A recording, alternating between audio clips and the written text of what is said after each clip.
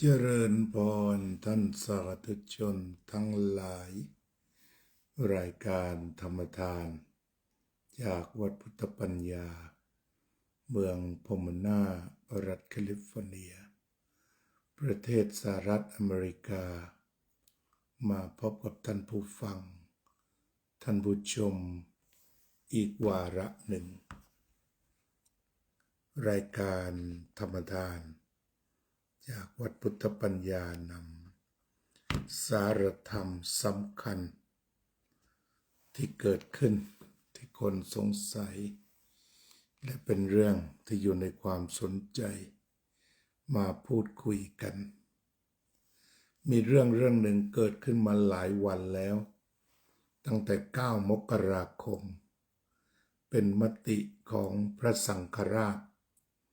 แต่ว่าสมเด็จพระสังฆราชท่านมีนโยบายต่อคณะสงฆ์ออกมา12 ข้อซึ่งพุทธศาสนิกชนก็ควรจะรับฟังกันด้วย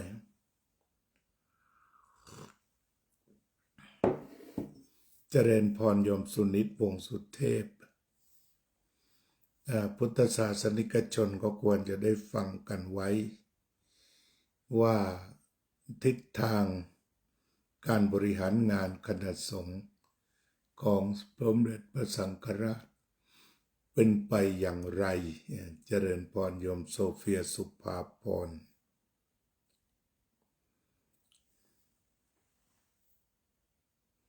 เพื่อจะได้มีความรับรู้ร่วมกันข้อ 1ยึดแก่นธรรมเน้นปริยัติปฏิบัติปฏิเวทเป็นงานหลักห้ามบิดเบือนพระธรรมวินัยตรงนี้ก็ไม่ยากอาตมาและวัดพุทธปัญญาก็ยึดแก่นธรรมและการเผยแผ่ธรรมที่ยึดหลักในพระไตรปิฎกอย่างเคร่งครัดไม่บิดเบือน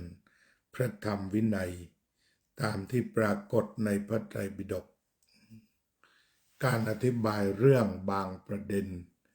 บางอย่างเช่นการเกิดใหม่เรื่องกรรมก็อธิบายโดยใช้หลักพระไตรปิฎกอย่างเคร่งครัดไม่ตีความออกไป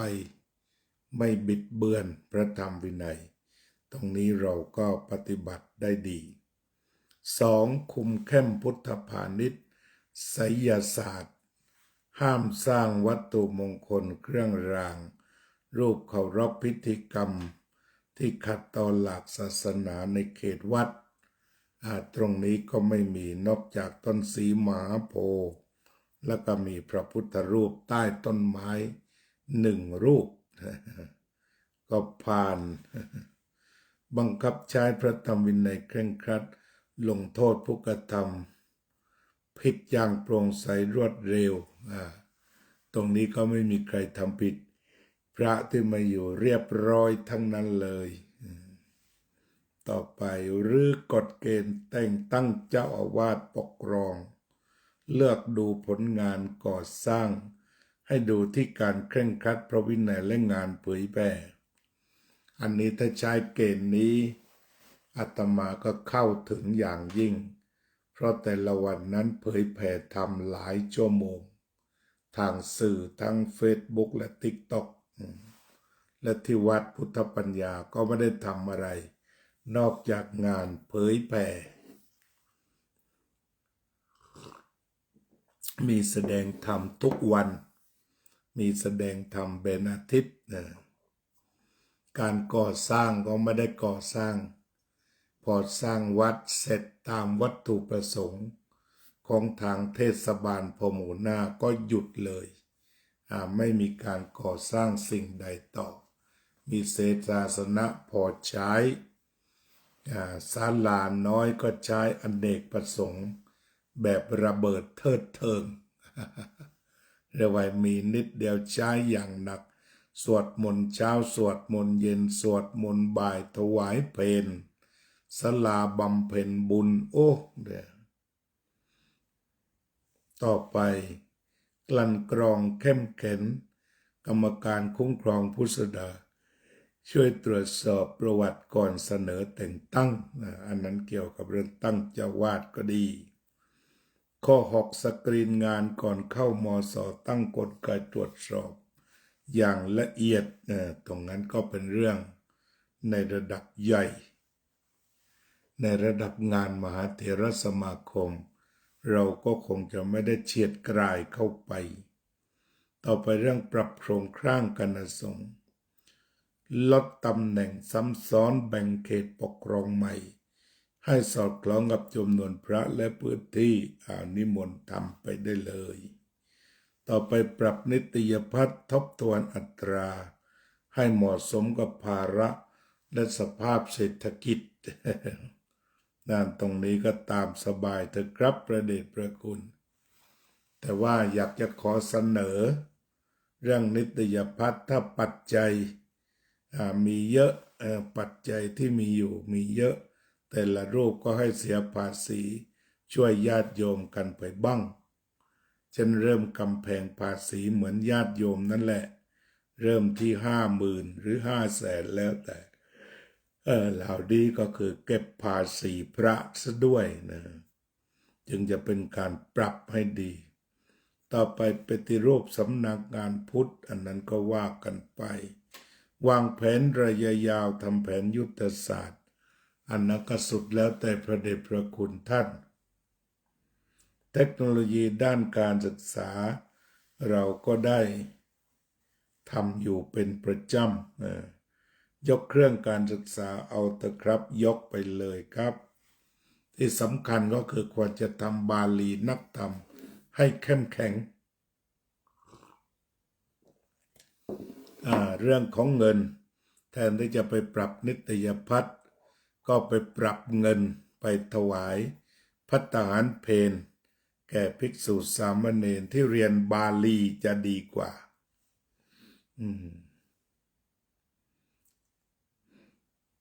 ก็คงจะไม่มีอะไรแค่นี้ก็นำมาคุยเสียหน่อยหนึ่งนี่ก็คือเรื่องหลักใหญ่ที่ทางสมเด็จพระสังฆราชทรงมีพระบัญชาและก็ทุกพระบัญชาพวกเราก็ได้นำมาเป็นนโยบายวัด20 กว่าปีแล้วเช่นเป็นวัดที่ส่งเสริมแก่นของพระธรรมวินัยตรงนี้เราก็ทำเต็มที่มาแล้วไม่มีเครื่องรางของขลังไสยศาสตร์โหราศาสตร์วัตถุรูปเคารพที่จะสร้างขึ้นเช่นท้าวเวสสุวรรณอะไรต่างๆที่ทำกันเต็มวัดทางพุทธปัญญาไม่มีทุกวันนี้ก็ท่านดร.นรินทร์ปลูกพืช ซึ่งเราความไม่ได้ถูกห้ามตามข้อนี้ก็คงจะเป็นการอำนวยความสะดวกอำนวยประโยชน์แก่ญาติโยมที่มาวัดได้ลิ้มรสอาหารออร์แกนิกจากน้ำพักน้ำแรงของญาติโยมนั่นก็คือว่าข้าวกับแกงที่เหลือท่านดร.มหานรินทร์จะไม่ยอมทิ้งแต่จะเก็บไปเป็นปุ๋ยเมื่อเป็นปุ๋ยแล้วญาติโยมที่มาทำบุญที่วัดก็จะได้ชิมอาหารที่เกิดขึ้นมาอย่างสดบริสุทธิ์อาหารเข้มแข็งทำให้ร่างกายเข้มแข็งเพราะฉะนั้นเราชาววัดพุทธบัญญัติทั้งปวงก็สามารถภูมิใจได้ว่าเป็นวัดในฝันของสมเด็จพระสังฆราชวัดในไทยเหลืออีกนานที่จะพัฒนามาถึงจุดของวัดพุทธปัญญา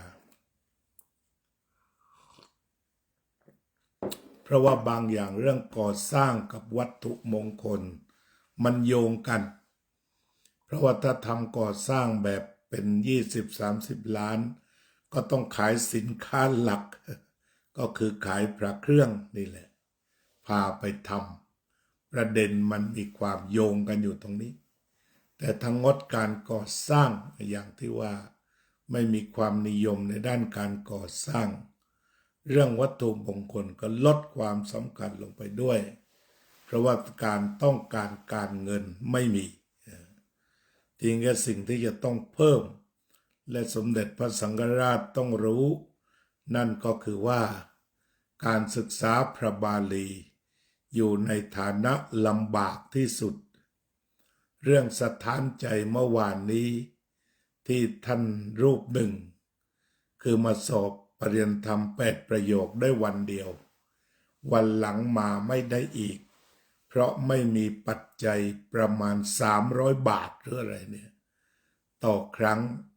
รวมไม่เกิน1,000แต่ท่านไม่มีจริงๆก็เลยสอบรู้สึกว่าจะสอบได้วันเดียวต้องสอบ3 วันนั้นสอบได้วันเดียวก็เราก็ไม่มีทางล่วงรู้ได้อ่านบทความจากดร.อุทิศการสอบนั้นก็ผ่านไปแล้วท่านขาดสอบไปแล้วเพราะฉะนั้นเรื่องนี้ก็ต้องเงิน1,000-2,000กับการที่พระจะขี่รถไปสอบหรือค่าใช้จ่ายไปสอบถ้าเป็นไปได้ก็ปวารณาเสียดายมากท่านเรียนมาทั้งปีแต่ไม่มีปัจจัยสัก1,000 บาทประมาณนั้นแหละรู้สึกว่าจะจ่ายค่ารถหลายต่ออันนี้ก็เป็นเรื่องที่วัดที่ร่ำรวยก็ร่ำรวยแต่พระที่เรียนบาลีสืบทอดศาสนาก็ผิดพลาดไปจนได้และท่านผู้ที่มาสอบที่วัดสามพระยาก็น่าจะใช้ความกล้าหาญขอพักที่นั่นนะแต่ท่านก็คงจะมีธุระอื่นก็ต้องทิ้งการสอบอีก2 วันก็เป็นที่น่าเสียดายอาจารย์นั้นก็ช่วยกันดูแลเถอะแต่พระสงฆ์ที่ท่านเรียนเอาจริงเอาจังบางทีมันขาดแคลนรุนแรงเหมือนกันอันนี้ก็เป็นต้นแบบว่าการที่พวกเราทั้งหลายถวายเงินสามเณรพระภิกษุที่วัดโมลีเดือนละ500 บาทต่อรูปนั้นที่เราถวายไปทีละ20,000บ้าง30,000บ้างนั้นก็เป็นเรื่องที่มีความหมายเนี่ยเพราะว่าพระเมื่อวานเนี่ยท่านก็ต้องการเงินไม่เกิน1,000หรือต้องการ300 บาทในบางช่วงด้วยซ้ำไปเพราะฉะนั้นก็เงิน500ที่เราทำอยู่ยังมีความหมายอย่างสูงสุดอยู่เช่นกันอาตมาก็เสียดายเป็นอย่างยิ่งถ้าไม่เช่นนั้น1,000 บาทหรือ2,000เราก็สามารถสงเคราะห์ถวายให้ท่านได้สอบได้เรื่องก็ผ่านไปแล้วนะเรื่องก็ผ่านพ้นไปแล้วก็คิดว่าโอกาสหลังน่าจะเป็นบุญของเราที่จะได้ช่วยพระสงฆ์ผู้ศึกษาเล่าเรียนให้ได้ไปถึงฝั่งฝันตามที่ท่านมีเอาแล้วนะวันนี้ก็คงจะปรารภเรื่องคณะสงฆ์ให้ฟังเพียงแค่นี้สุดท้ายนี้เราก็แผ่เมตตาร่วมกันสัพเพสัตตาสัตว์ทั้งหลายที่เป็นเพื่อทุกข์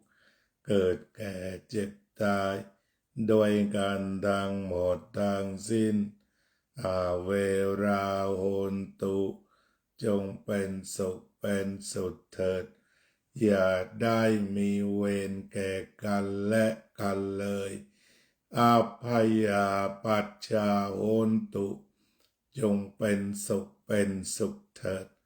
อย่าได้พยาบาทเบียดเบียนซึ่งกันและกันเลยอนีคาโหนตุจงเป็นสุขเป็นสุขเถิดอย่าได้มีความทุกข์กายทุกข์ใจเลยสุขีอัตตานังปริหารันตุจงมีความสุขกายสุขใจรักษาตนให้พ้นจากทุกข์ไปทั้งสิ้นเถิดอภิวาทนาสีลิสะนิจจังวุธาปจายโดจัตตารโอธรรมาวัฏันติอายุวันโนสุขังภะลัง อยู่เย็นเป็นสุขทั้ง10 ท่าน โอ้โห เยอะจริงๆวันนี้